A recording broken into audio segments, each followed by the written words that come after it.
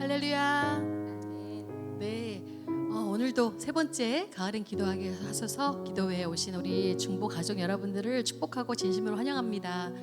교회 근처에 아주 단풍이 예쁘게 물들어 있더라고요. 그렇죠? 어느 순간에 파릇파릇한 그 나무가 빨갛게 이렇게 물들어 있는 모습을 보니까 시간이 이렇게 많이 흘렀구나. 벌써 가을의 끝에 와 있는가 이런 생각이 들었습니다. 하나님께서 보여주신 우리는 알지 못하지만 이 삶의 구석구석에서 행복을 여러분들이 오늘도 느끼셨으면 좋겠고요. 이 자리에서 함께 기도하면서 주님 주시는 그 기쁨과 또 성령 충만함이 있었으면 좋겠습니다. 네, 오늘도 우리 옆에 분들께 오늘도 잘 오셨습니다. 인사할까요? 잘 오셨습니다. 네, 오늘도 주님이 주신 은혜를 우리가 기대하면서 우리의 소망이시고 또 생명의 주인이신 그 주님을 우리가 찬양하기를 소망합니다. 내 평생에 정말 내가 주님만 따르겠노라고 여러분 결단하시죠? 네, 오늘 이 시간에도 그런 결단이 있었으면 좋겠습니다. 우리가 이 찬양으로 또 고백하며 나아갈게요.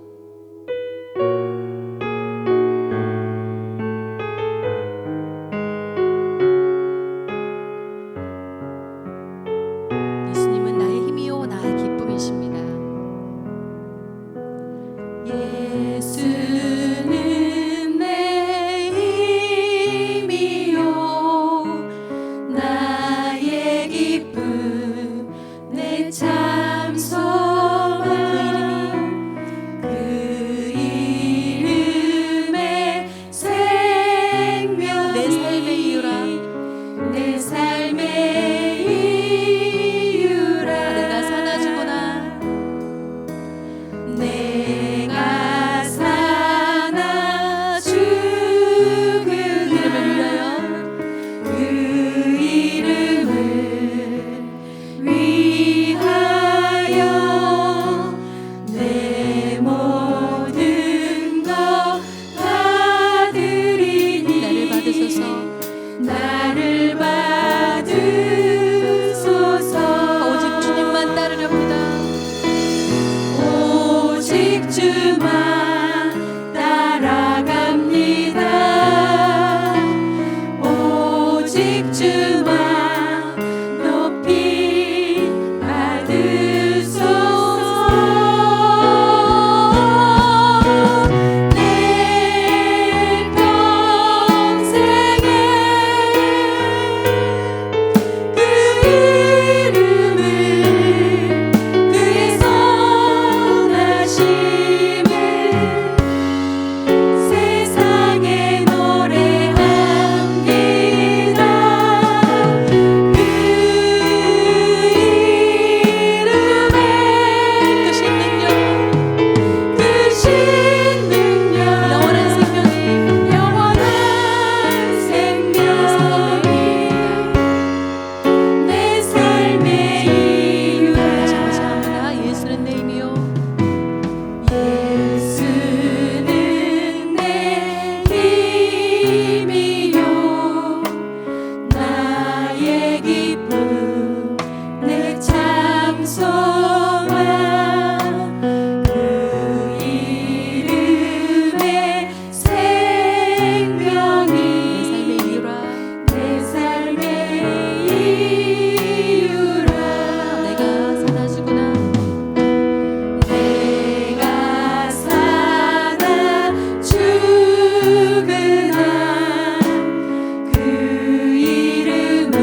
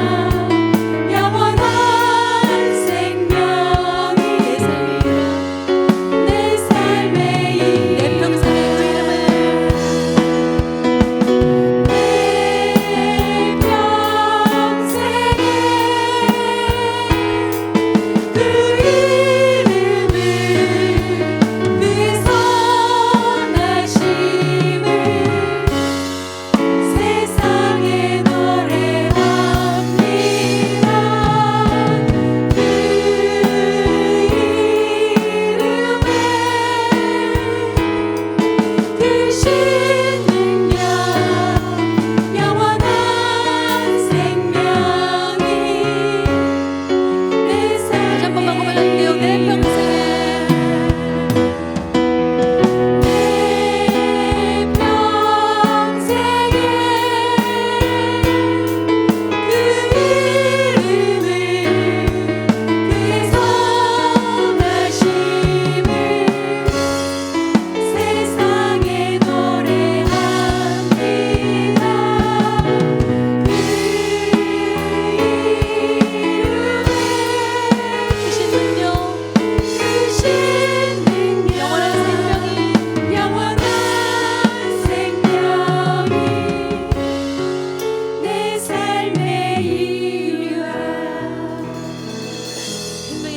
그 주님이 내 삶의 이유 되심 우리가 선포하며 나아가며 감사의 박수 올려드립니다. 아멘.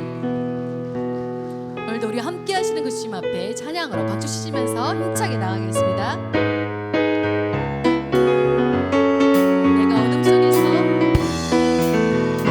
내가 어둠 속에서 헤맬 때에도 주님은 함께 계셔. 내가 시험 당하여 괴로울 때도 주님은 함께 계셔. 함께 계셔. 기뻐 찬양하네.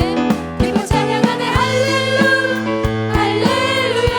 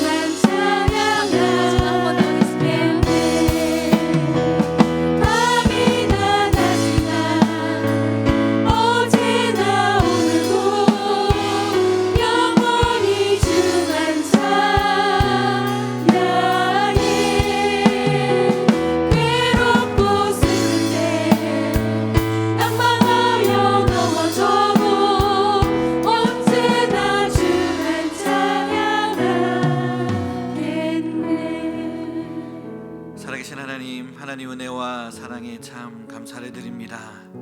지극히 낮은 우리를 위해서 가장 낮은 이 땅에 내려오셔서 자신을 죽기까지 십자가에 내어주시고 우리를 사랑하여 주신 주님, 그 주님의 은혜에 감사하며 오늘도 우리의 마음의 손을 주님 앞에 들고 나아가오니 하나님 우리를 불쌍히 여겨주시고 은혜로 응답하여 주시옵소서. 오늘도 귀한 강사 목사님 모시고 말씀 듣고 함께 기도하고자 합니다.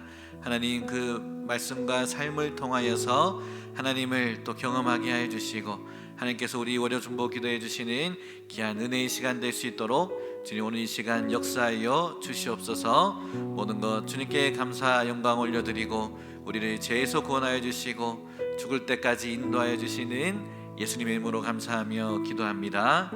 아멘. 할렐루야. 우리 월요 중보 기도회 특별히 가을에 더 기도하게 하소서 3주차 함께 기도하러 나오신 우리 동산의 성도님들 또 월요 중보 기도 대원분들 환영하고 축복합니다. 우리 시간 옆에 오시는 성도님들과 한번 인사하고 말씀 나누겠습니다. 참 잘 나오셨습니다. 하나님께서 응답하십니다. 네, 이 시간 우리 강사 목사님 또 소개하고 함께 말씀 나누고자 합니다. 오늘 우리가 함께 말씀 듣고자 모신 목사님은 서진교 목사님이신데 지극히 낮은 자를 위해서 가장 낮은 곳에 오신 우리 예수님처럼 그 사랑으로 우리 노숙인 분들과 또 장애인 분들을 섬기며 자립할 수 있도록 돕는 사역을 하시는 귀한 목사님이십니다. 그리고 물품을 기증받아 그 판매하며 우리 장애인분들의 일자리를 또 만들고 있는 굿윌 스토어 사목을 하셨고 현재는 작은 예수 선교회 대표로 지내고 계시는 우리 서진교 목사님을 이 시간 우리 박수로 한번 환영하며 보내주신 하나님께도 감사하며 모시겠습니다.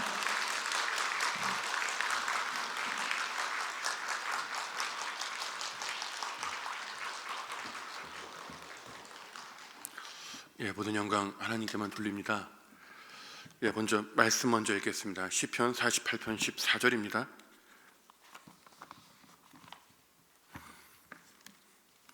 시편 48편 14절. 우리 함께 한 목소리로 읽겠습니다. 이 하나님은 영원히 우리 하나님이시니 그가 우리를 죽을 때까지 인도하시리로다. 아멘. 제가 잠깐 기도하겠습니다. 하나님 감사합니다. 자격이 없는 종을 귀한 자리에 세우셨습니다. 부족한 종을 보지 마시고 주께서 사랑하시는 교회와 성도님들 보셔서 한량없는 은혜를 내려 주옵소서. 예수님의 이름으로 기도합니다. 아멘. 오늘 우리가 읽은 본문은 이스라엘 백성들이 위기 가운데 하나님을 찬양했던 본문입니다. 이스라엘이 적국에 의하여 성벽이 둘러싸이고 이제 곧 죽음을 눈앞에 두었을 그때 이들이 지금 이 찬양을 드린 거예요. 성벽을 전부 다 적이 둘러싸있고 이제 곧 함락당할 텐데 이제 곧 죽음을 앞두고서도 담대하게 이 찬양을 부른 겁니다. 이 하나님은 영원히 우리 하나님이시니 그가 우리를 죽을 때까지 인도하시리로다. 어떻게 이런 찬양을 부를 수 있었을까요? 어디서 이런 담대한 믿음이 나왔을까요? 이스라엘 민족들이 그간 자신들이 살아오면서 위기 가운데서 죽음 가운데서 건져내시는 하나님을 숱하게 경험했기 때문입니다. 나를 고난 가운데서 죽을 위기 가운데서 건져내시는 하나님을 참 많이도 만났기에 지금 이 큰 위기가 눈앞에 닥쳐왔다 할지라도 두려워하지 아니하고 이 하나님은 영원히 우리 하나님이시니 그가 우리를 죽을 때까지 인도하시리로다 찬양을 드린 겁니다. 우리 하나님은 우리를 죽을 때까지 인도하십니다. 죽는 그날까지 우리를 버리지 아니하시고 우리 곁에서 늘 항상 동행하십니다. 저는 그 하나님을 참 숱하게 만났습니다. 제가 22살에 신학대학교를 들어가고 그리고 주님은 저를 노숙인과 장애인 사역으로 부르셨습니다. 그래서 그 서울역 청량리 영등포역에 있는 노숙인들을 만나기 시작했어요. 노숙인들과 함께 식사하고 손잡고 기도해드리고 복음을 전하는 그런 일을 했습니다. 그리고 신학대학교에 있는 장애인 봉사동아리 들어가서 봉사활동하고 또 동아리와는 별개로 방학 되면 한국뇌성마비협회에서 하는 그 장애인 캠프 가서 봉사하고 소록도의 한센인 어르신들 만나러 갑니다. 그렇게 장애인과 노숙인 사역을 하다가 제가 이제 신학대학원을 졸업하고 주일이면 협동으로 사역하는 교회가 있습니다. 그 협동으로 사역하는 교회는 신림동에 있는 작은 개척교회입니다. 가장 가난한 동네에 있는 그 교회에는 노숙인들과 병자들과 연로한 임종을 앞두신 어르신들이 옵니다. 저는 그 교회에서 복음으로 변화된 노숙인들을 참 많이 만났어요. 도저히 변하지 못하리라 기대할 수 없었던 그 노숙인들이 복음으로 변화되는 걸 보게 하셨습니다. 그리고 주님은 그 주중에는 저를 굿윌 스토어라는 그 장애인 자립기관에서 일하게 하셨습니다. 저는 거기에서 너무나 해맑은 장애인들을 처음 봤어요. 그때까지 장애인 봉사하면서 수많은 장애인들을 보았는데 이 굿윌 스토어에서 만난 장애인들은 사뭇 다른 겁니다. 보니까 너무 자신감이 넘치는 거예요. 너무 밝은 거예요. 아니 어떻게 저게 가능하지? 가까이서 보니까 그 장애인 청년들이 직업이 있고 일을 한다는 게 중요하더라고요. 그리고 월급 받아서 저축하고 그 월급 받았다고 어머니 아버지 생신 선물 사드리고 외식 시켜드리고 자기가 좋아하는 가수 콘서트 구경 가고 좋아하는 프로축구팀 응원 가고 그러니까 삶이 완전히 바뀐 거예요. 그래서 제가 그 해맑게 웃는 장애인 직원들을 보는 게 너무 기뻐서 쉬는 날이 있었지만 쉬지 않습니다. 열심히 일해요. 왜냐하면 제가 열심히 하는 만큼 더 많은 장애인을 고용할 수 있었거든요. 더 많은 장애인을 자립하게 할 수 있었거든요. 제가 그 말단 사원으로 처음 들어간 그 지점이 안양에 있었는데 제가 처음 들어가자마자 들은 말이 뭐냐면 여기 곧 문 닫아요 이런 말을 들은 거예요. 운영이 어려우니까 문을 곧 닫는다는 겁니다. 굿윌 스토어는 아름다운 가게처럼 중고 물품을 기증받아서 판매하는 스토어예요.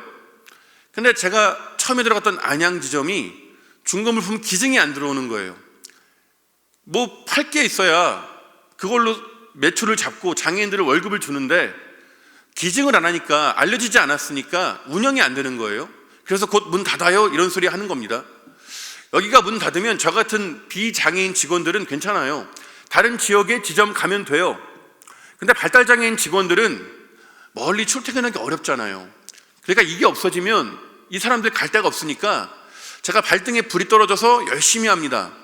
열심히 그 지역 내에 있는 교회에 이 굿윌 스토어를 알려요. 안양시 기독교연합회 회장 목사님 막 찾아가고 교회들을 찾아다닙니다. 도와달라 그래요. 그러면서 교회들이 와서 굿윌 스토어에 물품을 기증하고 와서 물건을 구매하기 시작합니다. 그리고 지역에 있는 언론사에 또 이걸 알려요. 그 언론사에서 신문 전면 광고 요거 한 번에 몇십만 원 하거든요. 그런데 요거를 2년 동안 무상으로 굿윌 스토어 광고를 실어줍니다. 그러면서 이 지역 굿윌 스토어에 사람들이 몰려오는 거예요. 기증이 늘어나고 사람들의 구매가 늘어나면서 망한다던 매장이 재단 전체에서 가장 모범적인 매장이 된 거예요. 가장 좋은 매장이 된 거예요. 그 모습을 지켜보던 서울 본부의 리더십들이 저를 재단 사목으로 데려갑니다. 말단 사원을 재단의 본부의 사목으로 데려간 거예요. 제가 알기에는 그런 케이스는 없습니다. 그러니까 그만큼 거기에서 많은 열매를 맺고 행복하게 장애인 자립 사역을 한 거예요. 그렇게 한창 장애인 사역을 신나게 하고 있을 때 저한테 딸이 하나 있습니다. 딸이 딱 하나 있는데 그때 저희 아이가 3살 때였어요. 그때 저희 아이가 서울대병원에서 자폐 진단을 받습니다. 아이가 발달장애 진단을 받은 거예요. 그리고 고려대학교 병원에서 뇌전증 진단을 받습니다. 옛날에 어르신들 간질이라 그랬죠. 저희가 뇌전증 진단도 받아요. 발달장애와 건강장애를 복합으로 진단받은 겁니다. 장애인 사역에 사명으로 부름받았는데 제가 이해 당사자가 된 거예요. 장애인 사역을 하는 와중에 이해 당사자가 된 거예요. 하늘이 무너진다는 게 무슨 말인지 제가 그때 정확히 알았어요. 너무 힘들어서 터덜터덜 걸어가다가 무심히 하늘을 보며 엄마 아빠랑 살 때도 그렇게 힘들었는데 또 그러시네, 또 그러네, 왜 나한테만 그러지? 제가 이렇게 하소연할 때도 있었습니다. 제가 어머니 아버지랑 살 때 많이 힘들었거든요. 저는 저희 어머니도 아버지도 두 분 다 알코올 중독자십니다. 제가 아주 어릴 때부터, 갓난아이 때부터 아버지도 매일 술을 드셨고 어머니도 매일 술을 드셨어요. 보통 어떤 집에 알코올 중독이 있으면 아버지가 그러면 좀 어머니가 반듯하게 서 계시잖아요. 근데 저희 집은 아버지도 어머니도 두 분 다 매일 술을 드셨습니다. 제가 기억하는 가장 어린 시절에 저는 한 4살 때인 것 같은데 술 취해서 길거리에 쓰러져 있는 어머니 아버지 찾으러 다니던 기억이 나요. 그러니까 하루도 물건 부서지는 소리와 어머니의 비명 소리가 끊이지 않는 그 집에서 자란 겁니다. 그러니까 의지할 데가 없더라고요. 그러다 보니까 초등학교 때 눈물이 마릅니다. 초등학교 때 눈물이 마르더라고요. 아무리 울어도 소용이 없다는 걸 너무 일찍 깨달아 버린 거예요. 아무리 울어도 소용이 없다는 걸, 봐주는 사람이 하나 없다는 걸 너무 이른 나이에 깨달아 버린 겁니다. 그리고 저희 집이 지독히도 가난했어요. 그래서 저희가 컨테이너 박스, 길 가다가 공사장에 사무실로 쓰는 작은 컨테이너 박스 있죠? 거기 사람 살더라고요. 거기서 살았어요. 컨테이너 박스에서 살고, 또 저희 아버지가, 저희 어머니가 술 드신 게 아버지 때문이에요. 아버지가 허구한 날 술 드시고 문제를 일으키시니까 어머니가 복장이 터져가지고 술을 드신 거거든요. 근데 또 저희 여동생 결혼식 날, 저희 여동생 결혼식 전날에 아버지가 큰 문제 하나 일으키셔가지고 어머니가 너무 화병이 나셔가지고 어머니가 여동생 결혼식 전날에 약 먹고 자살 시도를 하세요. 그러니까 저희 여동생 결혼식 사진에 보면 저희 어머니가 없어요. 다행히 어머니가 중환자실에서 잘 치료받으시고 회복되셨는데 어머니가 그때부터 우울증이 점점 깊어지시더니 어느 날부터 아들을 못 알아보는 거예요. 저를 못 알아보시더라고요. 횡설수설하시고 무엇보다 큰 문제는 어머니가 스스로 자해하신다는 거예요. 그래서 제가 두고 볼 수 없어서 한림대학병원 정신과 갑니다. 과장 교수 만나는데 교수님이 저희 어머니 진료하시더니 어머님 조현병입니다. 어머니 조현병이니까 지금 당장 입원하세요. 그래서 제가 어머니 한림대학병원 8층 정신병동 입원시켜드려요. 또 일주일 뒤에 저희 아버지가 알코올 중독이 너무 심하니까 제가 또 아버지 모시고 한림대학병원 갑니다. 과장 교수가 저희 아버지 보시더니 아버지 알코올 중독이 너무 심하니까 당장 입원하세요. 또 제가 아버지 8층에 입원시켜드려요. 어머니 아버지 두 분 다 정신병원 들어가신 거예요. 그렇게 30년을 어머니 아버지 뒤치다꺼리 하면서 살아왔습니다. 30년 넘는 세월을 술 취한 부모님 쫓아다니며 살아왔어요. 그러다 30이 넘어서 사랑하는 사람을 만납니다. 결혼을 해요. 예쁜 딸아이를 하나 낳습니다. 저는 정말 간절했어요. 어머니 아버지처럼 살기 싫었습니다. 행복한 가정 꾸리고 싶었어요. 남들이 누리는 행복을 저도 조금이라도 경험해보고 싶었어요. 근데 저희 아이가 3살 때 복합 장애 진단 받은 겁니다. 그 이전에 삶에 별의별 일이 있어도 어머니 아버지가 어떤 일을 해도 삶을 포기하고 싶다는 생각을 한 적은 없는데 애가 장애 진단 받고 매일 병원 가는 건 차원이 다르더라고요. 이건 차원이 다르더라고요. 못 살겠더라고요. 그렇게 힘들 때 저하고 제 아내가 결혼하고 나서 매일 밤마다 예배하고 잤어요. 기도하고 잤습니다. 그때도 저하고 제 아내가 아이 장애 진단서 받아오고 밤에 기도했어요. 너무 힘들 때 밤에 기도할 때 하나님이 제 아내의 마음에 2가지 감동을 주십니다. 며칠 간격으로 하나님이 제 아내에게 2가지 말씀을 주세요. 첫 번째 말씀은 이거였습니다. 하나님이 그러면 제 아내의 마음에 하나님이 주신 것 중에 좋지 않은 건 없다. 하나님 주신 것 중에 좋지 않은 건 없다. 첫 번째 감동 주시는 거예요. 그래서 그거 받고 저희가 묵상하는 겁니다. 그렇지. 하나님 주신 것 중에 좋지 않은 건 없지. 하나님 좋은 것 주시지. 하나님 우리에게 장애아를 자녀로 주셨지. 하나님 선한 것 주시지. 그리고 나서 며칠 뒤에 두 번째 감동이 임합니다. 하나님이 그 밤에 제 아내 마음에 자식의 장애는 부모가 선택한 게 아니라 하나님이 허락하신 거다. 자녀의 장애는 부모가 선택한 게 아니라 하나님이 허락하신 거다. 두 번째 감동 주시는 거예요. 그러니까 하나님이 제 아내에게 네가 선택한 거 아니야, 내가 허락한 거야 말씀하신 겁니다. 우리나라에서 발달장애를 키우는 부모님들이 제일 힘들어하는 게 뭔지 아십니까? 아마 이 자리에도 발달장애를 키우시거나 아니면 여러분의 형제 자매 한 다리만 건너면 아마 있을 거예요. 그런 가족이. 이 발달장애는 재활 치료를 받아야 되기 때문에 병원을 매일 갑니다. 병원 매일 가요. 그리고 선천적으로 그 발달장애들은 면역이 약해요. 입원을 자주 합니다. 그래서 병원을 매일 가요. 그리고 우리나라는 발달장애아들의 재활 치료 비용이 의료보험 적용이 안 돼요. 비급여입니다. 한 아이당 한 달에 기본 300만 원이 들어가요. 그 애 재활 치료비로 고정비가 300만 원이 매달마다 들어가는 겁니다. 그러니까 이 발달장애를 낳고 키운다는 건 집에 기둥뿌리가 뽑힌다는 거예요. 집이 있던 사람이, 자가가 있던 사람이 전세로 갔다 월세로 가는데 오래 걸리지 않아요. 제가 많이 봤어요. 이 엄마는 이 통제 안 되는 애 붙들고 하루 종일 씨름하고, 아빠는 일 끝나고 저녁에 열심히 일하다가 저녁에 퇴근하면 집에 오나요? 어딜 들어와요? 못 들어와요. 병원비 보러 나가야 돼요. 쿠팡 뛰러 가요. 대리 뛰러 갑니다. 그러니까 사는 게 아니에요. 자, 극단적인 예를 드는 게 아닙니다. 다 이러고 살아요.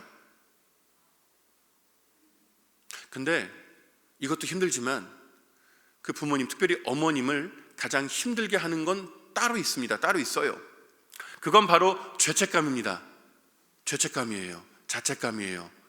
아, 나 때문에 이렇게 됐구나. 나 때문에 내 자식이 장애인 됐구나.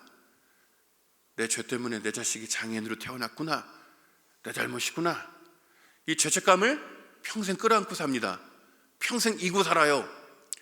병원에서 의사가 이거 어머니 잘못 아닙니다. 유전적으로 아무 연관이 없어요. 어머니 잘못 아닙니다.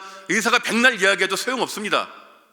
그 어머니는 그 죄책감을 평생 지고 살아갑니다. 이게 제일 힘들어요. 이게 제일 힘듭니다. 이게 사람 피를 말려요. 숨을 못 쉬게 합니다. 사람을 말려 죽이는 거예요. 그런데 하나님이 그 당사자인 제 아내에게 말씀하신 거예요. 네가 선택한 거 아니야. 내가 허락한 거야. 네 잘못이 아니야. 내가 허락한 거야. 뜻이 있어. 섭리가 있어. 괜찮아. 말씀하신 겁니다. 당시에 저희가 아이 장애 진단 받고 너무 힘들어서 요 명치에 돌덩어리가 하나 있는 것 같더라고요. 이 명치에 돌덩어리가 꽉 막혀서 저희가 숨을 못 쉴 것 같았거든요. 근데 하나님이 그 두 번째 감동이 임하는 순간 이게 쑥 내려가더라고요. 이 돌덩어리가 쑥 내려가더라고요. 소화가 되더라고요. 이해가 되더라고요. 납득이 되더라고요. 받아들일 수 있더라고요.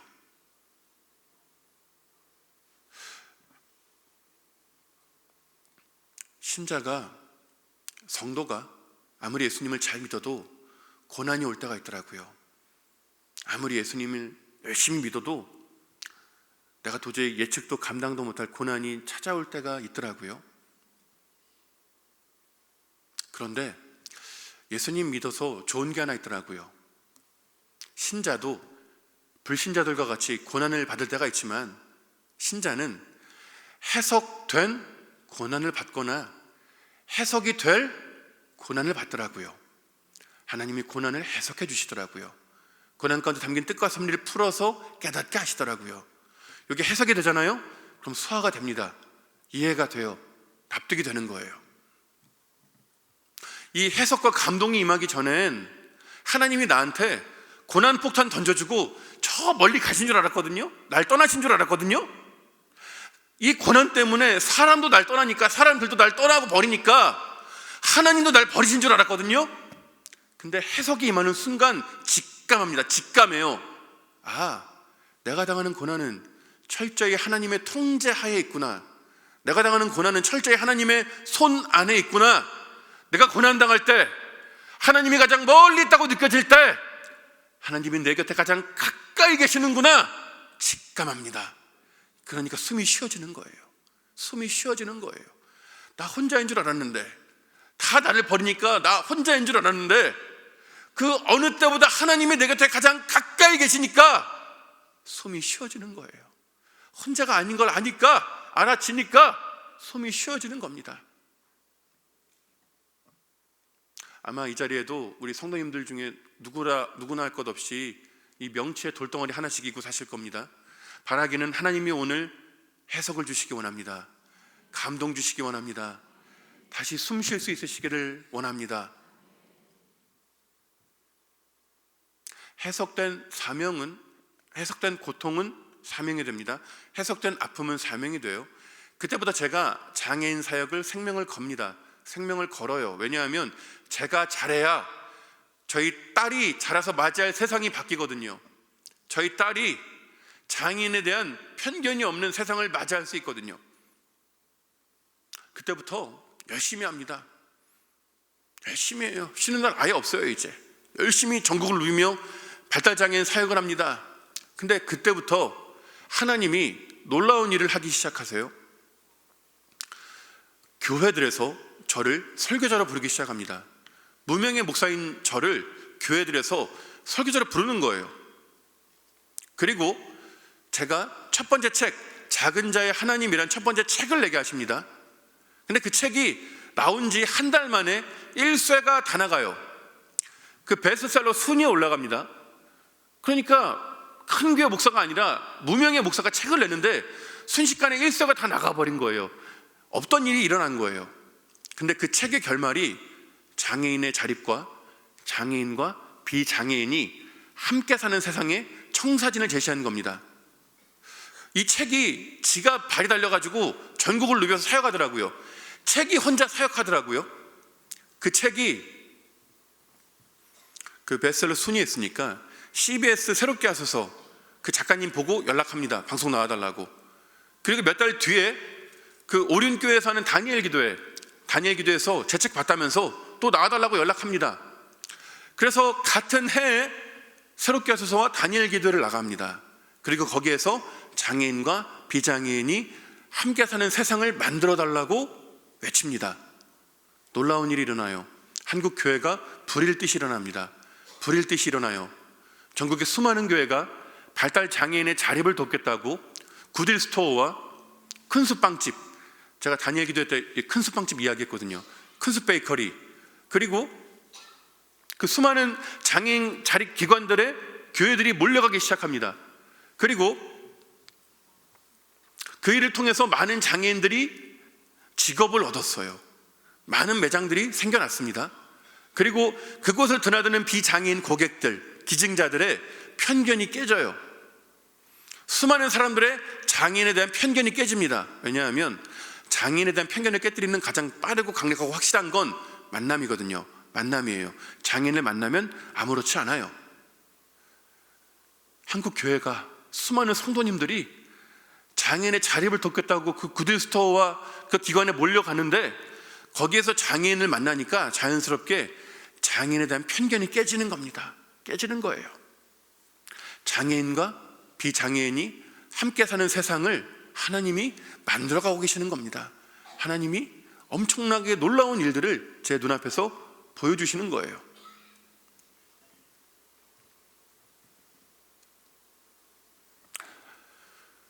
도저히 아무것도 보이지 않을 그때, 생명의 소망이 끊어질 그때마다 하나님은 저를 찾아오셨고 저를 건져주셨습니다. 그리고 그 하나님이 저를 건져주신 이유는, 우리 성도님들을 건져주시는 이유는 바로 우리가 하나님의 자녀들이기 때문입니다. 하나님의 자식이기 때문입니다. 예수님의 십자가로 우리를 양자 삼아 주셨지만 그 이전에 하나님은 태초에 처음부터 사람을 자식으로 지으셨습니다. 태초에 하나님이 천지를 창조하실 때 6일 동안 창조하시죠. 그리고 7일째 안식하십니다. 근데 하나님이 매일마다 창조하실 때 그 창조하신 것을 보시기에 좋았더라 하세요. 첫째 날부터 계속 좋았더라 반복하십니다. 그리고 6째 날이 밝아요.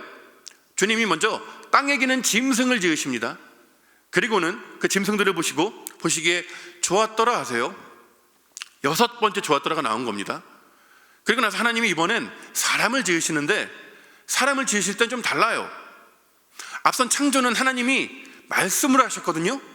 말씀하시면 창조가 되었거든요. 근데 이번엔 좀 다릅니다. 앞선 창조의 양태와는 좀 달라요. 사람을 지으실 때 성부, 성자, 성령 삼위 하나님이 모여서 의논을 하십니다. 우리가 우리의 형상을 따라 사람을 만들자. 삼위 하나님이 의논하세요. 그리고는 손수 흙으로 사람을 빚어 만드십니다. 물론 짐승도 흙으로 빚어서 만드셨어요. 사람도 흙으로 빚어서 만드십니다. 그리고 나서 하나님이 그 사람의 코에 생기를 불어넣으세요. 하나님이 영을 불어넣으십니다. 그제야 사람이 움직이는 영혼을 가진 생명이 됩니다. 생명을 가진 존재가 돼요. 모든 창조물 중에 하나님의 생기가 들어간 창조물은 사람이 유일합니다. 사람만 하나님의 생기가 들어갔을 때 창조가 완성돼요. 짐승은 흙으로 그 형태를 잡아놓으면 거기서 끝났거든요. 끝났어요. 근데 유일하게 사람만 하나님이 그 코에 생기를 불어넣으십니다. 그제야 창조가 완성된 거예요. 이 말은 처음부터 사람은 하나님의 생기가 없으면 살 수 없는 존재로 지음받은 겁니다. 하나님의 영이 그 마음에 없으면 사람은 처음부터 살아갈 수 없는 존재로 지음받은 거예요. 하나님의 영이 그 마음에 없으면, 생기가 없으면 아무리 많은 것을 가지고 아무리 많은 것을 누려도 헛됨을 느낍니다. 헛됨을 느껴요. 허탄한 거예요. 만족이 없는 거예요. 아무리 많은 걸 가지고 누리고 아무리 좋은 음식 먹어도 공허한 겁니다. 왜? 그 마음에 하나님의 생기가 없으니까. 그러니까 사람은 처음부터 하나님의 영, 하나님의 생기가 있어야만 살아갈 수 있는 존재, 살아도 산 것 같은 존재로 지음받은 거예요. 그 하나님이 그 지으신 사람과 지으신 모든 것을 보시고 심히 좋았더라 하십니다. 심히 좋았더라 하세요. 매우 좋아하신 거예요? 더 좋아하신 거예요? 저는 이게 단순히 하나님이 창조를 완성하셨으니까 끝이잖아요. 끝났잖아요. 끝이니까 더 좋아하신 줄 알았거든요. 근데 그 안에 좀 더 깊은 의미가 있다는 걸 제가 깨닫는 순간이 있었습니다. 심히 좋았더라 하신 주님의 더 큰 깊은 사연이 있다는 걸 제가 깨닫게 되는 순간이 있었어요. 누군가 저한테 당신의 인생에서 가장 행복한 한순간은 언제입니까? 저한테 물어보면 저는 주저없이 답할 수 있어요. 고민 없이 바로 답이 나옵니다. 제 인생에서 가장 행복한 한순간은 하나밖에 없는 제 딸이 태어났을 때, 그 딸을 제 품에 처음 안았을 때, 그때가 제일 행복했어요. 그때가 제일 행복했어요. 제 딸을 처음 품에 안았을 때 그 순간의 행복은 제가 그때까지 살아가면서 겪었을 모든 행복을 합친 것보다 행복했어요. 그 순간의 기쁨은 제 인생 전체 통틀은 모든 기쁨을 합친 것보다 압도적으로 기뻤어요. 제 딸을 품에 안고 제가 그렇게 기뻐할 때 그 순간 제가 깨달은 겁니다. 그 순간 깨달은 거예요. 아, 하나님이 사람을 자식으로 지으셨구나. 하나님이 사람을 자녀로 지으셨구나. 그래서 기쁨을 주체하지 못하셨구나. 그래서 더 기뻐하셨구나. 그걸 제가 그제야 안 거예요. 하나님은 사람을 처음부터 자식으로 지으신 겁니다. 하나님의 자녀로 지으신 거예요. 그렇게 사람은 하나님과 더불어 하나님을 아버지로 모시고 행복하게 살아갑니다. 어떠한 결핍도 슬픔도 고통도 없는 행복한 삶을 살아가요. 그런데 어느 날 사단이, 뱀이 찾아옵니다. 사람을 유혹해요. 너 선악을 알게 하는 나무의 열매를 먹으면 하나님처럼 된다 유혹합니다. 사람은 그 유혹에 넘어갑니다. 선악과를 따먹어요. 사람이 선악과를 따먹은 이유는 다른 거 아닙니다. 하나님처럼 되고 싶었어요. 하나님이 되고 싶었어요. 사람이 선악과를 따먹었다는 건 내가 하나님 되겠다는 거예요. 내가 하나님 되겠다. 내가 하나님 앞에서도 하나님 노릇할 거고 사람 앞에서도 하나님 노릇할 거니까 내 삶에 더 이상 하나님 필요 없어요. 하나님 가세요. 선언하는 것과 같은 겁니다. 그러니까 선악과를 따먹은 건 단순히 명령 하나 지키지 않은 그런 수준이 아닌 거예요. 그 동기를 살펴보면 스스로 하나님이 되겠다는 거예요. 하나님의 자리를 차지하겠다는 거예요. 하나님이 사람을 버린 게 아닙니다. 사람이 먼저 하나님을 버린 거예요. 그렇게 사람은 하나님을 떠납니다. 하나님을 떠나서 행복할 거라고 기대했는데 전혀 행복하지 않았어요. 아담과 하와가 에덴 동산을 떠나서 가인과 아벨을 낳습니다. 근데 그 형 가인이 아우 아벨을 쳐 죽여요. 인류 최초의 살인은 가족 간의 살인입니다. 그리고 하나님은 분명 일부 일처를 명하셨는데 그때부터 일부 다처가 등장합니다. 가정의 상처가, 고통이, 아픔이 인류 역사상 끊임없이 재상생되는 거예요. 하나님을 떠나서 행복하게 살겠노라고 했지만 사람은 죄인으로 전락했고 철저하게 불행 중에 살아갑니다. 하나님은 그 사람들, 그 자식들에게 돌아오라고 하십니다. 돌아오라, 내 자식들아 돌아오라, 내게로 오라. 끊임없이 하나님의 종들, 선지자들을 보내십니다. 그 자식들을 돌아오라고 끊임없이 외치세요. 근데 사람은 돌아가지 않습니다. 하나님께 돌아가지 않아요. 하나님 노릇하고 싶거든요. 하나님 놀이하고 싶거든요. 안 돌아갑니다. 결국 하나님은 잃어버린 자식들 되찾으시겠다고 사람이 되어 이 땅에 오십니다. 잃어버린 자식들 되찾아오시겠다고 하늘의 영광을 버리고 낮고 천한 이 땅에 사람이 되어 오십니다.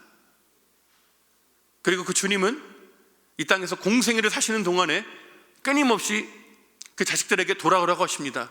돌아오라, 회개하라, 내게로 돌이키라 외치십니다. 하루는 예수님한테 한센병 환자가 옵니다. 당시에는 이 한센병이 백신이 없었어요. 걸리면 끝까지 갑니다. 그러니까 그 소록도에 가서 보신 분은 아실 거예요. 한센인 환자들, 그분들은 소록도에 계신 어르신들은 이미 백신 맞고 치료받으신 분들인데 그 전에 이미 그 병을 겪으셨으니까 눈이 없거나 코가 없거나 귀가 없거나 팔이 없거나 다리가 없어요. 뭐가 하나 없습니다. 근데 이때 당시에 이 한센병 환자가 예수님을 찾아온 거예요. 근데 예수님이 그 사람 보면서 고쳐주시는데 어떻게 하시냐면 그 사람이 환부에 손을 갖다 대십니다. 환부에 손을 갖다 대세요. 그리고 고쳐주십니다. 근데 예수님이 사람 고치실 때 늘 말씀을 하시잖아요. 말씀으로 하신단 말이에요. 말씀하시면 나아요. 근데 이 한센병 환자만 유독 그 환부에 손을 대십니다. 그 피고름 나오는 그 더러운, 율법적으로도 부정해지는 거기에다가 예수님이 직접 손을 갖다 대시는 거예요. 그렇게 고치신 겁니다. 이 말은 예수님은 그 한센병 환자의 몸만이 아니라 마음도 치료하신 겁니다. 마음도 치유하신 거예요.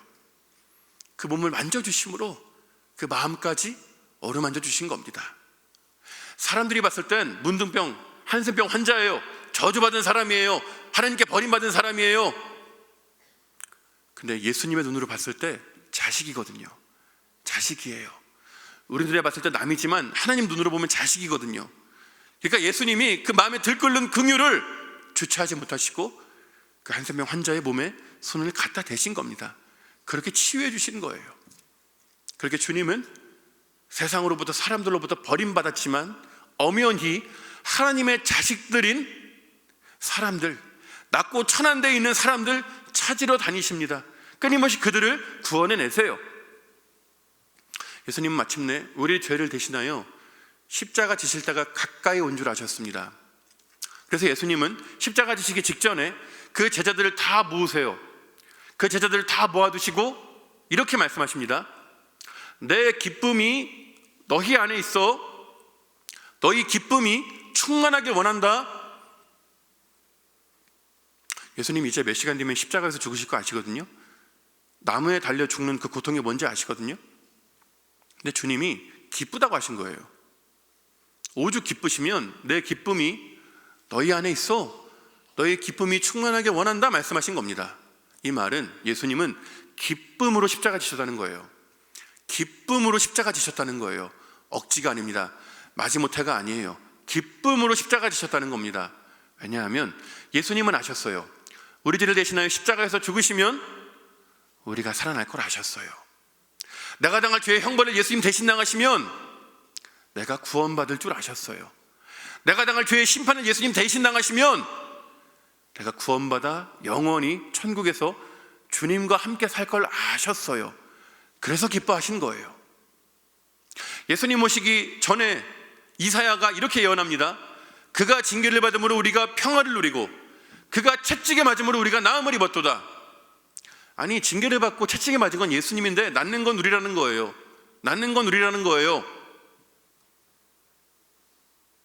우리를 대신하여 고통당할 수 있으셨기에 예수님은 기쁨으로 십자가 지셨습니다. 우리가 그 자녀를 낳고 키우다 보면 이런 예수님의 심정을 깨닫는 순간이 옵니다. 우리가 아이 낳고 키우다 보면 애가 아플 때가 있습니다. 어떨 땐 병원에 입원할 때가 있어요. 그때 그 입원해서 아파하는 내 자녀를 보는 모든 부모의 심정은 똑같을 겁니다. 아우, 내가 내 자식의 고통을 대신 가져와 당할 수 있으면 얼마나 좋을까. 내가 저 주사 저거 내가 대신 맞을 수만 있으면 얼마나 좋을까. 1000번 반번 대신 맞을 텐데, 대신 아플 텐데. 이게 모든 부모의 심정입니다. 그런데 부모가 아무리 자식을 사랑해도 안 됩니다. 안 돼요. 불가능해요. 대신 고통을 가져와 당할 수도 없고 대신 주사를 맞아줄 수도 없습니다. 그냥 안타까움에 발만 동동 구를 뿐이에요. 그런데 우리 예수님에겐 그게 가능하셨습니다. 그 일이 가능하셨어요. 우리를 대신하여 고통을 가져가 당할 수 있으셨습니다. 내가 맞을 주사를 대신 맞을 수 있으셨어요. 만약에 지금 여기가 병원입니다. 병원에 우리 애가 입원해 있는데 여기 저 스테이션에서 애가 주사 넣으려 그래요. 내 아이한테 주사 넣으려 그래요. 애가 울고 있겠죠. 근데 간호사가 주사 넣기 직전에 저 있는 쪽을 바라보면서 이렇게 말합니다. 혹시 이 아이 대신해서 주사 맞아줄 분 계세요? 이 아이 대신해서 주사 맞으면 이 아이가 나을 수 있는데 이 아이 대신해서 주사 맞아줄 분 계세요? 간호사가 물으면 부모가 어떻게 할까요? 부모가 어떻게 할까요? 손 들고 뛰어갑니다. 손 들고 뛰어가요. 억지로 갈까요? 아니요. 기쁨으로 가요. 기쁨으로 가요. 한박 웃음을 지으며 갑니다. 내가 내 자식의 주사를 대신 맞을 기회를 얻었음에 그 행복을 주체하지 못해요. 내가 내 자식의 고통을 대신 가져가 당할 기회를 얻었음에 그 기쁨을 주체하지 못합니다. 가장 먼저 뛰어가서 팔 걷어붙이고 기쁨으로 주사 대신 맞아주는 거예요. 이게 바로 우리를 대신하여 십자가 지시는 예수님의 마음입니다. 예수님의 심정이에요. 기쁨으로 십자가 지신 겁니다. 마침내 예수님 십자가에 달리십니다. 앞에서는 대제사장과 군중들이 예수님을 욕하고 조롱해요. 양 옆에서는 사형수들이 예수님을 저주하고 조롱합니다. 그때 예수님 십자가 위에서 처음으로 입을 열어 이렇게 말씀하십니다. 예수님 처음으로 입을 열어 아버지 저들이 지금 무슨 일을 하는지 모르고 그러는 거예요. 모르고 그러는 거니까 용서해 주세요. 기도하십니다.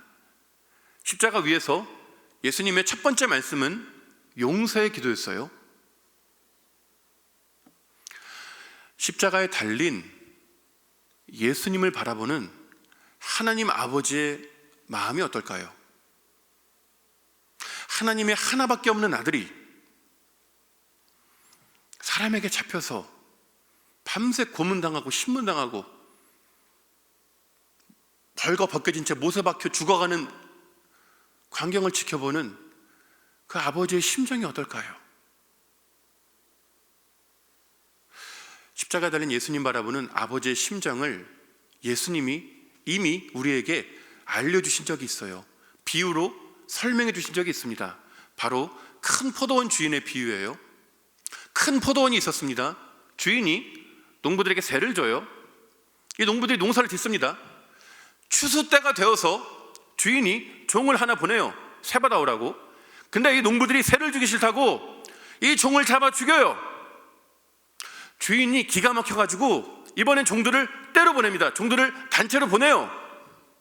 근데 이 농부들이 세를 주기 싫다고 그 많은 종들을 잡아서 죽이거나 때려서 돌려보내요. 주인이 너무 황당해서 혼자말로 뭐라 그러냐면, 얘네들이 그래도 내 아들은 존대하겠지, 내 아들은 존중하겠지 하면서 자기의 아들을 보냅니다. 그 주인이 아버지가 아들을 보내면서 내가 내 사랑하는 아들을 보내노라 하면서 보내요. 이 아들은 바보같이 갑니다. 주인의 아들이 오는 걸 멀리서 지켜보던 농부들이 수근거립니다. 농부들이 수근거려요. 이는 상속자니, 자 죽이고 우리가 그의 유산을 차지하자. 농부들이 주인의 아들을 잡아서 죽입니다. 그리고 포도원 밖으로 내던져 버려요. 누군가 그 소식을 그 주인에게, 아버지에게 전합니다. 성경 보시면 그때부터 아버지는, 주인은 아무 말도 하지 않아요. 한마디도 하지 않아요. 그냥 즉시로 군사들을 보내 농부들을 진멸시킵니다. 농부들을 전멸시켜요. 싹 쓸어버립니다. 한 사람도 살려두지 않아요. 다 죽입니다. 이게 바로 십자가에 달린 아들을 바라보는 아버지의 마음입니다. 다 쓸어버리고 싶으셨을 거예요. 다 죽이고 싶으셨을 거예요. 내 종들을, 선지자들을 그렇게 보내는데 이것들 다 죽이더니 이제 아들까지 죽이네? 다 쓸어버리고 싶었을 겁니다. 다 없애고 싶으셨을 거예요. 누구보다 그 아버지의 심정을 잘 아셨던 예수님은 십자가에 달리시자마자 그 와중에 처음으로 입을 열어 아버지한테 기도하신 거예요. 아버지, 모르고 그러는 거예요. 모르고 그러는 거니까 용서해 주세요. 기도하신 겁니다. 십자가 위에서 예수님만 고통당한 게 아닙니다. 그 죽어가는 아들을 지켜봐야만 했던 아버지의 고통이 있었어요. 예수님 십자가에 달려 계신데 정오입니다. 해가 가장 높이 떠 있을 정오예요. 근데 갑자기 해가 빛을 잃어요. 해가 빛을 잃습니다. 어두움이 임해요. 이스라엘이 캄캄해집니다. 대낮에 어두움이 임한 거예요. 그렇게 기세가 등등하던 대제사장과 군중들이 고요해집니다. 고요해져요. 한마디를 못해요. 조용해집니다. 왜냐하면 대낮에 임한 어두움은 이스라엘 사람들에게 단순 자연 현상이 아니에요. 단순한 자연 현상 아닙니다. 대낮에 임한 어두움은 이스라엘 사람들에게 상징적인 사건입니다. 상징이에요. 그들의 옛 조상들이 이집트에서 한 번 경험했던 일이기 때문입니다. 이스라엘이 이집트에 노예로 있을 때 400년 동안 노예로 있습니다. 그때 하나님은 모세를 보내 그들을 구원해내시죠. 하나님은 이집트에 10가지 재앙을 내리십니다. 그 10가지 재앙을 통해 이집트 전역이 초토화되어 모든 경제와 산업 기반이 다 무너집니다. 그럼에도 이집트의 왕 바로는 이 이스라엘을 노예에서 해방시키지 않습니다. 안 놔줘요. 왜냐하면 지금 나라의 근간이 다 무너져도 요 200만 명 되는 이스라엘 노예들이 있으면 다시 일으키거든요. 다시 재건하거든요. 그러니까 끝까지 안 놔주는 거예요. 그래서 하나님은 이집트에 9번째 재앙을 내리십니다. 9번째 재앙은 대낮에 임한 어둠이에요. 이집트에 어둠이 임합니다. 그리고 그 어두움이 3일을 가요. 3일 내내 이집트 전역이 어둡습니다. 근데 신기한 건 이스라엘 사람들이 모여 사는 동네, 노예들이 사는 동네에만 빛이 있어요. 이집트 전역이 전부 다 어두운데 이스라엘 사람들이 있는 동네에만 빛이 있습니다. 어두운 무대에 핀 조명 쏘듯이 거기에만 빛이 있는 거예요. 대낮에 어두움이 임하니까 이집트 사람들이 얼마나 두려웠겠습니까? 얼마나 무서웠겠어요? 근데 아마 한 이틀, 3일쯤 지났을 때 아마 내심 안심했을 것 같습니다. 안심했을 거예요. 왜냐하면 이전에 8번째 재앙까지는 재산상의 큰 손해가 있었거든요. 건강상의 큰 피해가 있었거든요. 8번째 재앙까지는 직접적으로 몸으로 타격이 와요. 근데 9번째 어두움 재앙은 그냥 어둡고 마는 거예요. 어둡고 마는 거예요. 아무 손해도 없는 거예요. 그러니까 한 3일쯤 됐을 때 요거는 괜찮네, 요거는 견딜만 하네, 요랬을 겁니다. 그런데 그 9번째 재앙이 끝나자마자 곧바로 10번째 재앙이 닥칩니다. 10번째 재앙은 이집트의 모든 첫째 아들의 죽음이에요. 이집트의 모든 장자의 죽음입니다.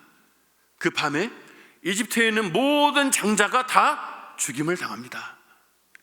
이집트 역사상 전무후무한 대재앙이 임한 거예요. 그 밤에 그 온 나라가 사람들의 울부짖음으로 장례 곡소리로 가득했습니다.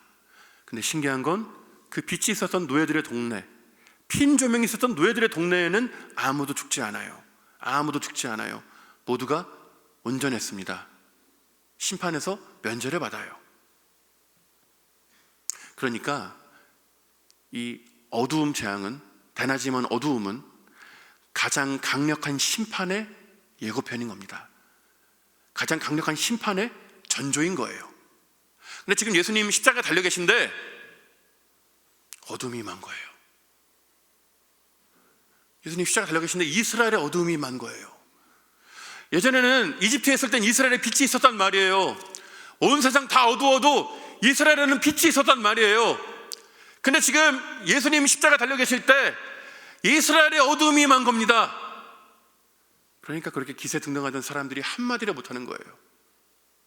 두려워하는 겁니다. 이제는 패역한 이스라엘이 심판당할 차례가 온 겁니다.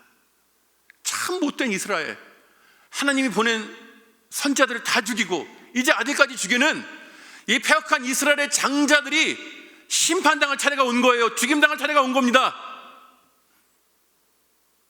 그런데 하나님은 이스라엘의 장자들이 아니라 당신의 하나뿐인 장자를 심판하십니다. 당신의 하나뿐인 아들을 죽이십니다.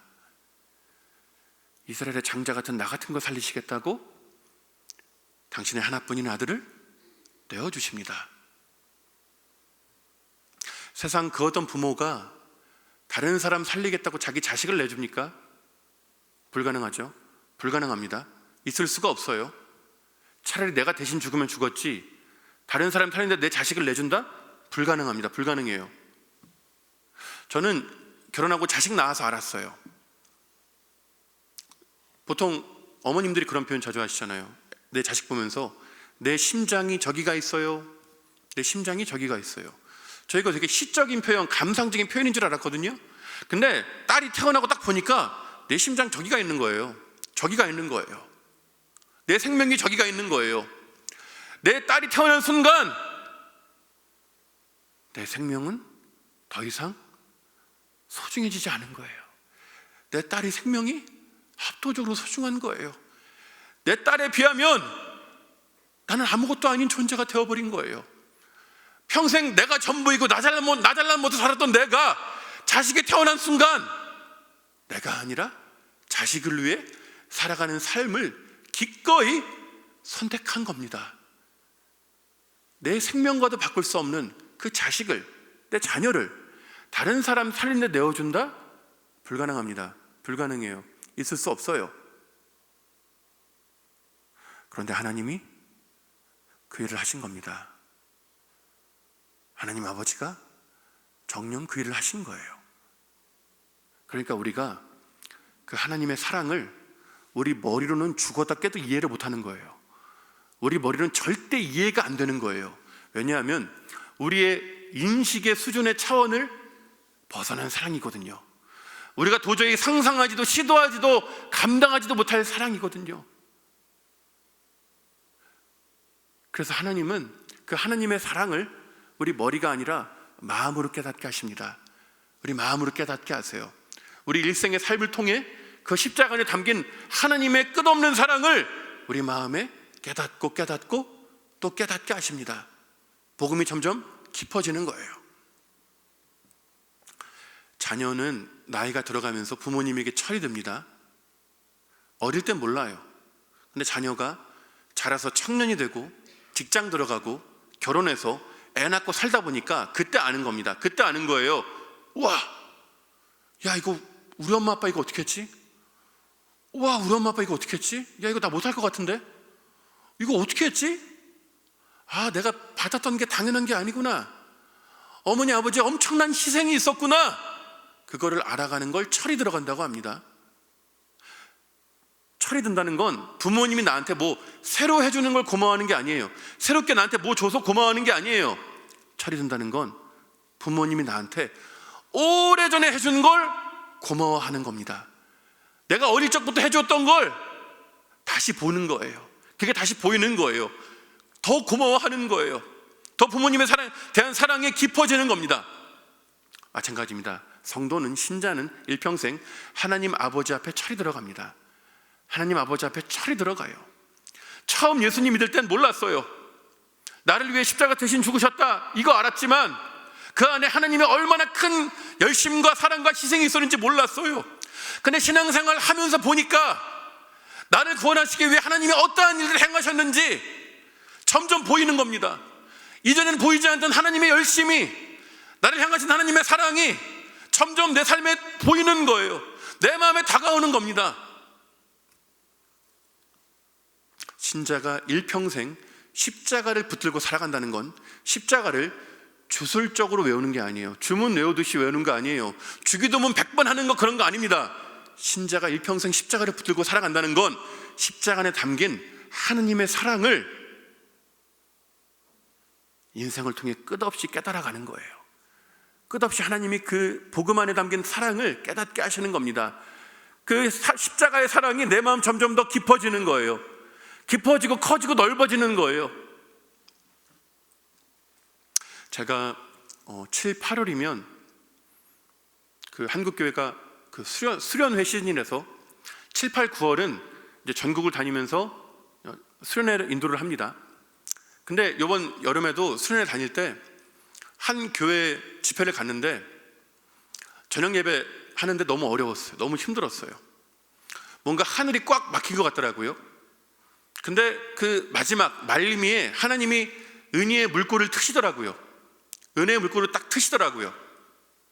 그리고 나서 둘째 날 제가 이제 집회를 준비해야 되니까 그 집회 장소에 숙소가 있는데 그 숙소 바로 앞이 바다입니다. 바다예요. 그냥 바다예요. 근데 제가 그 둘째 날 집회 준비하면서 저녁 집회인데 안 나갑니다. 바다에 안 나가봐요. 그 커튼 닫히고 종일 기도합니다. 첫째 날 집회 인도하면서 너무 힘들었으니까 제가 둘째 날 정말 더 간절히 기도하면서 집회를 준비하는 거예요. 근데 그렇게 개인 기도가 한 1시간쯤 넘어갔을 때 갑자기 제가 대성통곡합니다.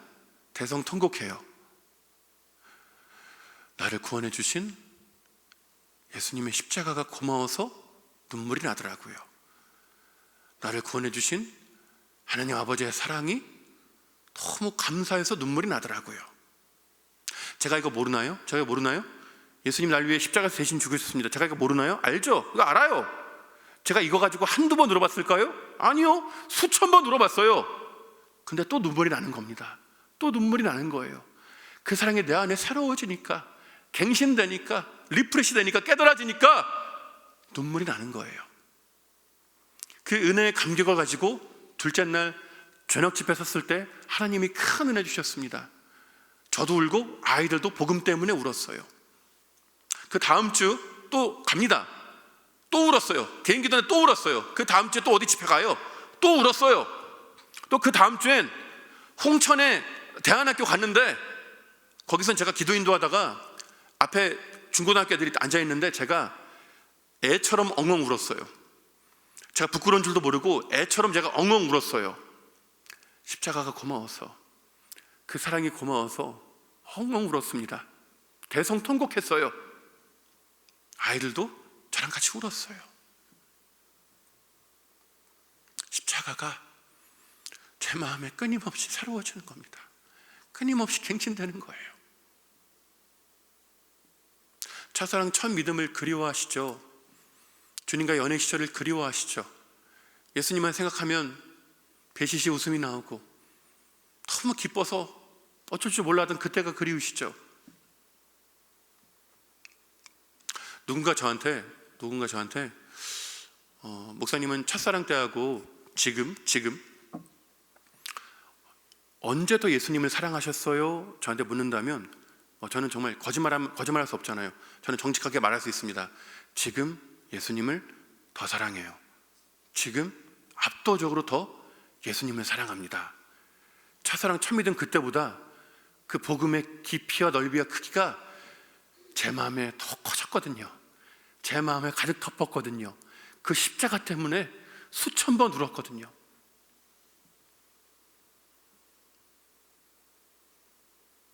그리고 제가 그 인생의 숱한 파도를 지나오면서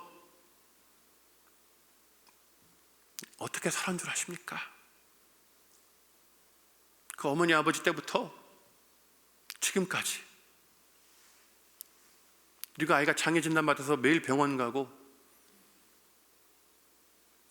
삶의 소망이 끊어질 것 같은 그 날들을 제가 지금까지 어떻게 버텨오며 지나온 줄 아십니까? 복음 때문이에요. 복음 때문이에요. 복음 때문입니다. 마음에 이 생명줄이 이제 한 가닥 남은 거예요. 마음에 생명줄이 한 가닥 남았는데 이게 이제 이제 달랑달랑 거려요. 이거 언제 끊어질지 몰라요. 이거 끊어지면 끝나는 거예요. 근데 그렇게 깊은 고통 중에 있을 때, 다 끝났다고 생각했을 때,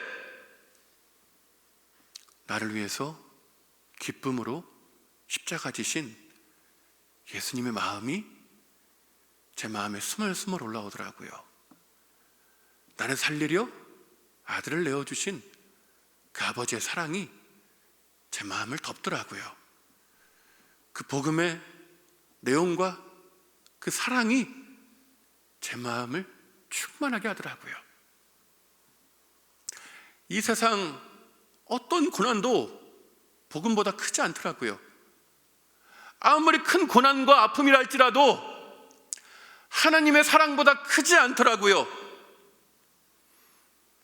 아무리 기가 막힐 환난이 다가와도 하나님의 사랑이 그 환난을 덮고도 남더라고요.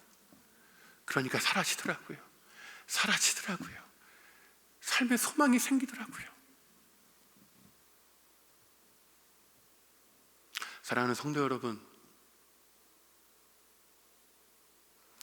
좋으신 하나님은 우리의 기도를 다 들으세요. 응답을 해주셔야 듣는 게 아니에요. 내가 기도하는 순간 하나님은 이미 다 들으셨어요. 아니, 기도하기 전에 내 마음을 감찰하시기에 이미 다 아세요. 그리고 그걸 들으신 하나님은 그거를 알고 계십니다. 그건 하나님이 대안을 준비하고 계시다는 거예요. 하나님의 계획이 있다는 겁니다. 그런데 그 내 삶의 문제 해결과 기도 응답은 내가 원하는 때에는 잘 오지 않습니다. 나의 때와 하나님의 때는 분명 달라요. 그러면 그 기도 응답 문제 해결 올 때까지, 내가 꿈꾸는, 내가 숨 쉴 수 있을 것 같은 그때가 올 때까지 내가 이때까지 어떻게 견딥니까? 내가 어떻게 참아요?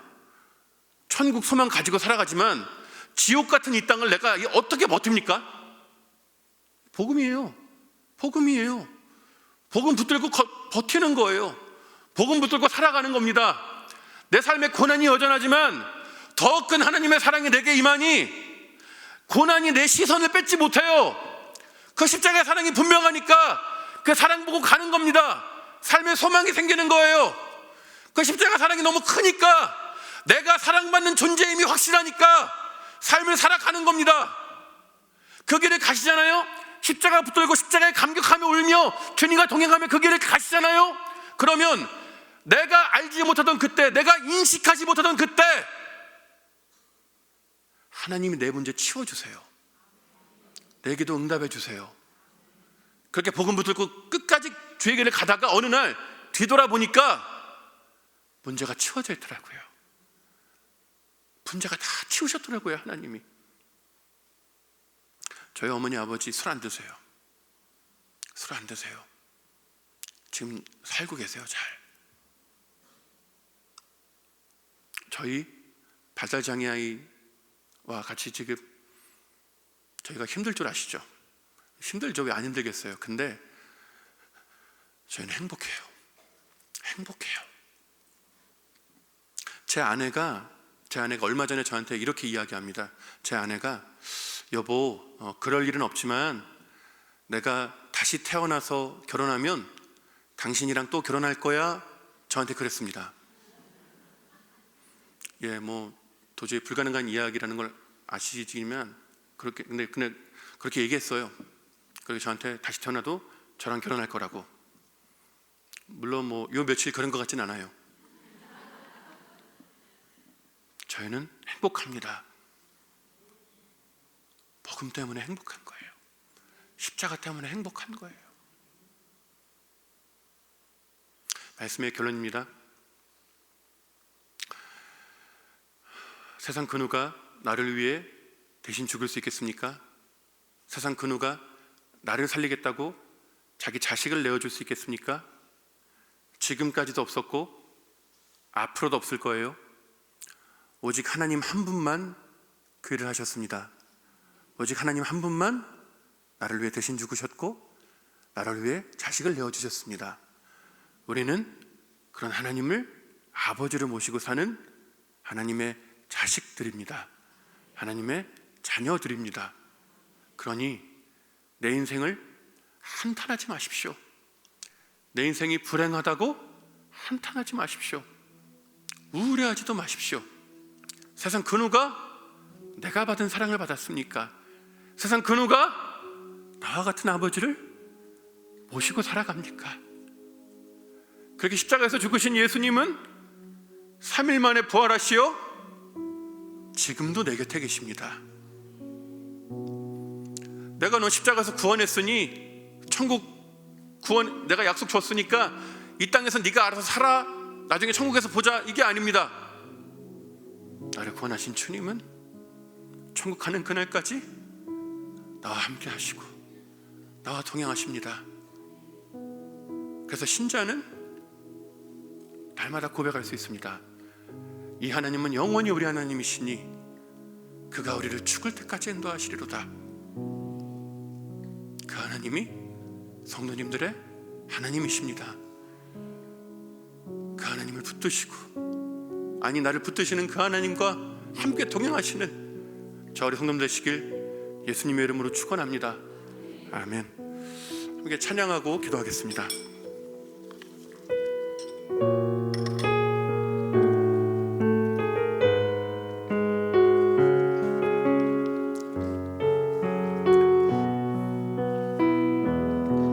예수는 내 힘이요, 예수는 내 힘이요, 나의 기쁨, 내 참 소망, 그 이름의 생명이 내 삶의 이유. 내가 사나 죽으나, 내가 사나 죽으나 그 이름을 위하여 내 모든 것 다 드리니 나를 받으소서.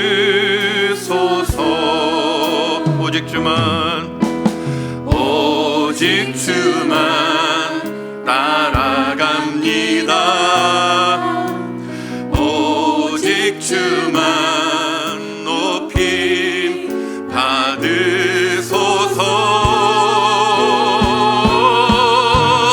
내 평생에 그 이름을, 그의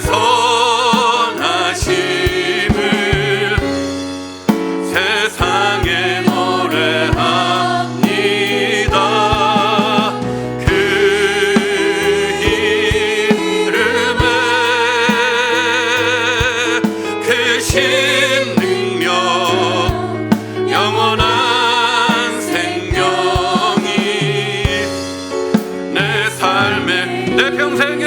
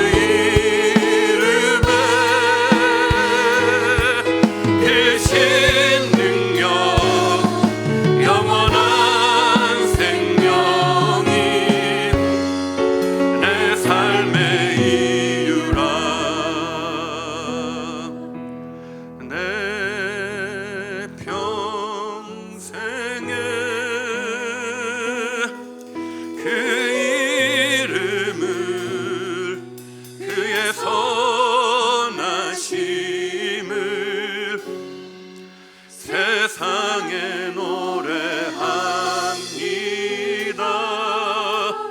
그 이름에 크신 능력 영원한 생명이 내 삶의 이유라. 이 시간 함께 기도할 때 예수님은 우리를 살리려 기쁨으로 십자가를 지셨습니다. 억지가 아니라 마지못해가 아니라 기쁨으로 기꺼이 십자가를 지셨습니다. 십자가 달린 예수님이 우리 성도님들을 바라보실 때 다행이라고 하셨을 겁니다. 다행이라고 하셨을 거예요. 다행이다, 참 다행이다. 내가 너 대신 죽을 수 있어 다행이다. 내가 죽어서 네가 사니 내가 기쁘다. 내가 너 대신 죽을 수 있어서 기쁘다. 주님이 우리에게 그렇게 그 눈으로 말씀하신 줄로 믿습니다. 이 시간 기도할 때 주님, 나를 위하여 기쁨으로 십자가 지신 그 주님의 마음이, 그 주님의 사랑이 이 시간 우리 마음에 깨달아지게 해달라고, 믿어지게 해달라고 주님 이름 한 번 부르고 기도합니다.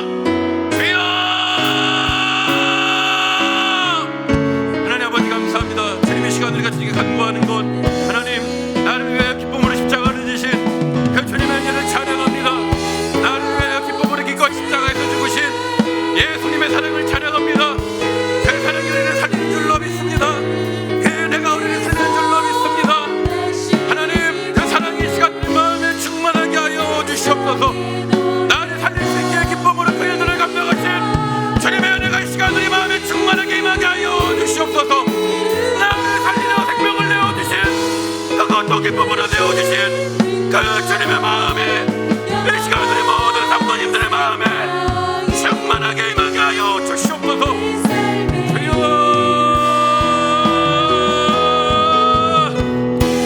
주여!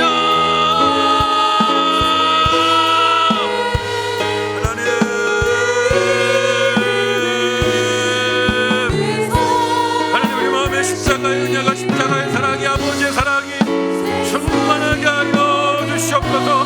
하나님 나를 위하여 기꺼이 기쁨으로 십자가에서 생명을 내어주신 주님의 사랑이 우리 마음에 충만하게 하여 주십시오.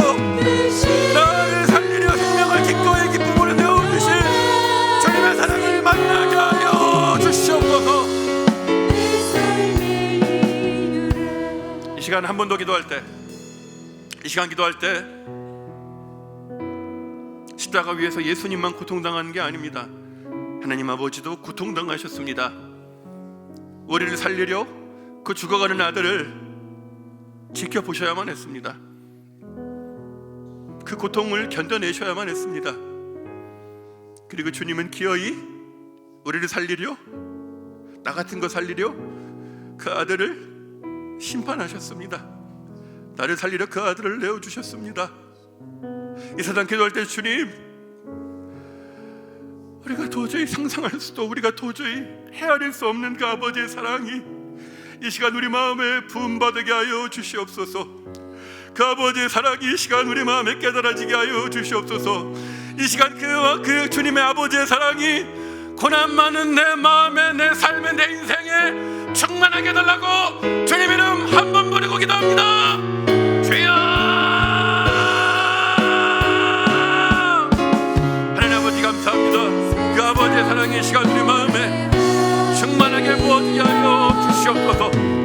하나님, 나를 살리려 아들을 내어주신, 나를 살리려 자식을 내어주신, 나를 살리려 자식을 내어주신 그 다음이 없는, 헤아릴 수 없는 그 아버지의 사랑이 우리 마음에 충만하게 하여 주시옵소서.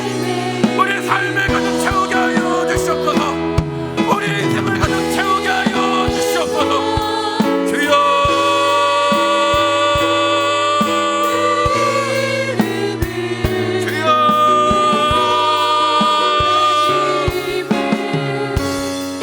세상에 노래합니다.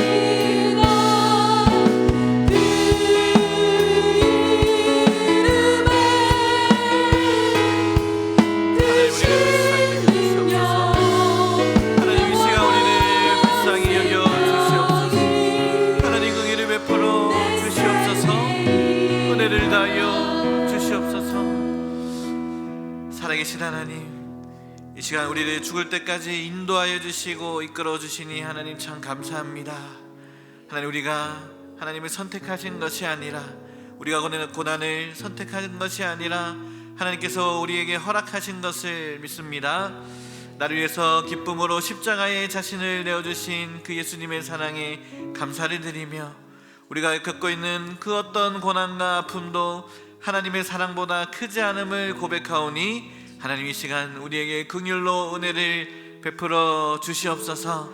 이 시간 우리가 다 올려드리지 못한 개인의 기도 제목과 교회와 나라와 선교를 위한 기도 제목들, 하나님께서 이미 우리의 마음을 감찰하시고 모든 것을 아시고 대신 기도해 주시고 말할 수 없는 탄식으로 우리와 함께 하실 줄로 믿사오니 하나님 받아주시고 역사하여 주시옵소서. 하나님, 우리 모든 성도님들이 복음과 십자가로 그것 하나만으로 감사하고 행복한 삶을 살아가기를 소망합니다. 오늘 들은 말씀처럼 하나님, 복음 그 하나로 우리의 어떠한 고난과 아픔이 깨끗이 씻겨가고 감사할 수 있도록 우리 남은 일생을 주님께서 인도하여 주시옵소서. 모든 영광 하나님께 올려드리고 오늘 가운데 함께해 주시고 은혜와 응답 다해 주시는 우리 주 예수님으로 감사하며 기도합니다. 아멘. 우리 응답하시고 함께 하시는 하나님께 영광의 박수, 감사의 박수 올려드리겠습니다. 잠시 광고 드리겠습니다. 월요 중보 기도의 안내입니다. 우리 매주 월요일 오전 10시 이 자리 큰수폴에서 우리 함께 기도하고 있습니다. 함께 모여 기도할 때에 하나님께서 크신 응답으로 함께 하실 줄로 믿습니다. 우리 많은 성도님들과 함께 나오셔서 기도에 힘쓰시는 우리 성도님 되시기를 축복합니다. 또 그리고 기도의 제목과 또 응답받는 내용들 화면에 나가는 전화번호로 보내주시면 잘 정리해서 우리 함께 기도하도록 하겠습니다. 그리고 내일 있을 우리 청바지 안내입니다. 11월 11일 내일 오전 10시에 우리 청춘은 바로 지금 우리 세 번째 강사 목사님, 우리 트로트 찬양 사역자 구장 목사님 모시고 내일 함께 은혜를 나누겠습니다. 많은 성도님들과 함께 또 50세 이상 우리 성도님들 라고 하는데 누구나 가능합니다. 다 같이 오셔서 함께 은혜 나누는 귀한 시간 되기를 축복합니다. 이 시간 우리 이곳에 나오신 성도님들과 함께 서로 축복하며 찬양하고 우리 마지막으로 서진교 목사님 나오셔서 축도로 오늘 우리의 기도회를 마치도록 하겠습니다.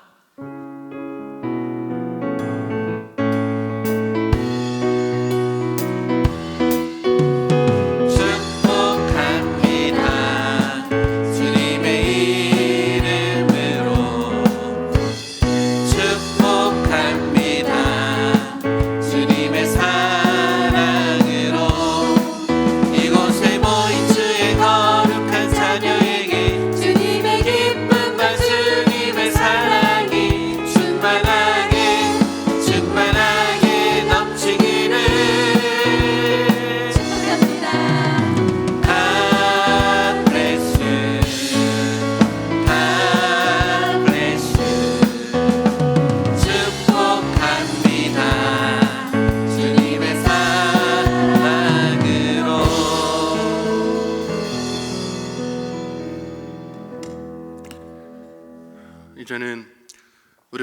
기쁨으로 십자가를 지신 예수 그리스도의 은혜와 우리와 영원히 함께 있고 싶으셔서 아들을 내어주신 하나님 아버지의 사랑과 죄 많고 고난 많은 인생길 포기하지 않고 끝까지 인도하시는 성령 하나님의 은혜가 오늘 이 예배를 통해 그 십자가의 사랑을 붙들므로 주님과 동행하기를 소망하는 우리 안산 동산교회 위에 이 월요 중보 기도회 위에 성도님들의 가정과 직장과 사업장 일터 위에 이 나라의 민족 열방의 선교사님들 위에 예전부터 영원까지 함께 있을지어다.